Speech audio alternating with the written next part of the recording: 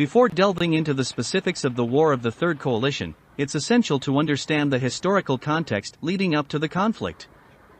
Napoleon Bonaparte, who had risen to power in the wake of the French Revolution, had already established himself as a formidable military leader.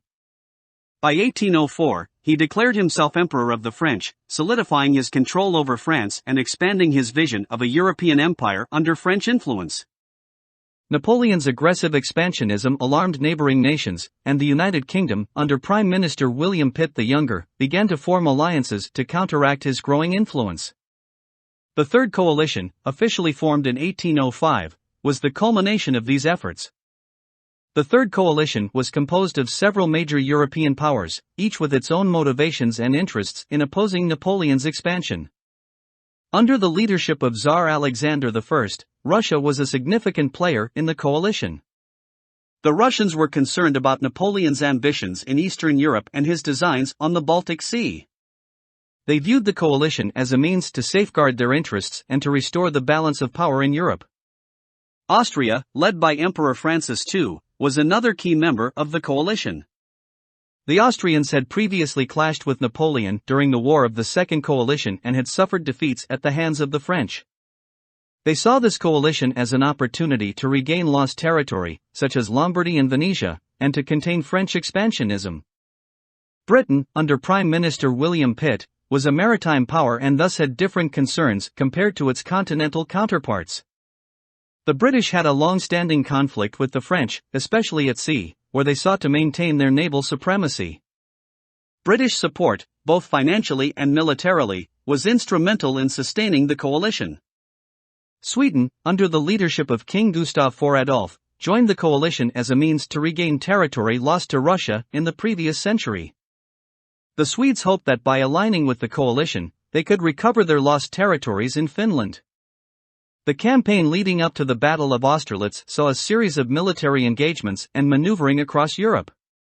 Here are some of the significant events. The first major engagement of the war was the Ulm campaign, in which Napoleon's forces swiftly encircled and forced the surrender of an Austrian army led by General Mack. This campaign demonstrated Napoleon's mastery of maneuver warfare and marked the beginning of a string of successes for the French. While not directly related to the European theater, the Battle of Trafalgar in October 1805 was a naval confrontation off the coast of Spain. The British Royal Navy, under Admiral Nelson, defeated the combined fleets of France and Spain, ensuring British naval supremacy and effectively neutralizing the threat of a Franco-Spanish invasion of Britain. As the campaign progressed, the coalition armies led by the Russian General Kutuzov and the Austrian General Kutuzov advanced towards the French positions in Central Europe. The Russians and Austrians hoped to combine their forces and challenge Napoleon.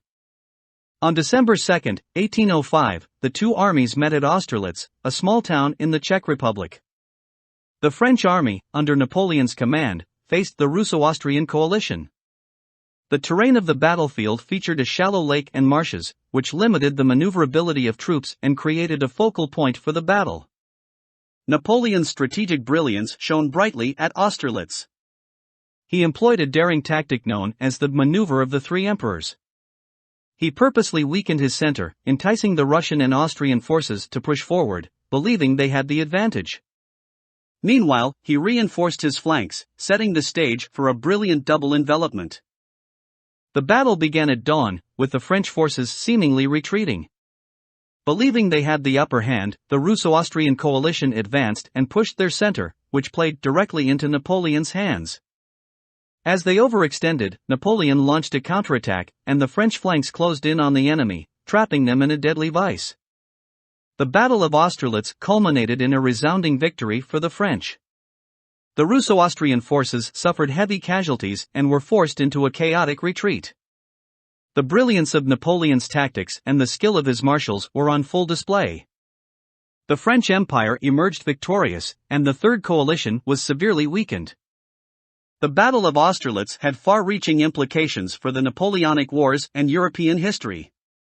In the aftermath of Austerlitz, the Treaty of Pressburg was signed in December 1805. This treaty resulted in several important concessions. Austria ceded significant territory to France, recognized Napoleon as the legitimate ruler of Italy, and abandoned the Third Coalition. Austerlitz marked the zenith of Napoleon's power.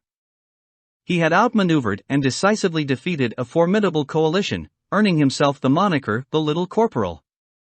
His reputation as a military genius and the ruler of a vast empire was cemented. The defeat at Austerlitz shattered the Russo-Austrian coalition. Russia withdrew from the war, and Austria was severely weakened, setting the stage for further French expansion in Central Europe. While the Battle of Austerlitz was a victory for Napoleon on the continent, it was not enough to bring Britain to the negotiating table. The British continued their maritime blockade and economic warfare against France, setting the stage for future conflicts. The War of the Third Coalition and the Battle of Austerlitz represent a pivotal moment in the Napoleonic Wars. Napoleon's tactical brilliance and the resounding victory at Austerlitz solidified his dominance in Europe. The campaign, which involved multiple European powers, reshaped the continent's political landscape and set the stage for further conflicts and negotiations in the years to come. Austerlitz remains an iconic battle, celebrated for its military strategy and its profound impact on European history.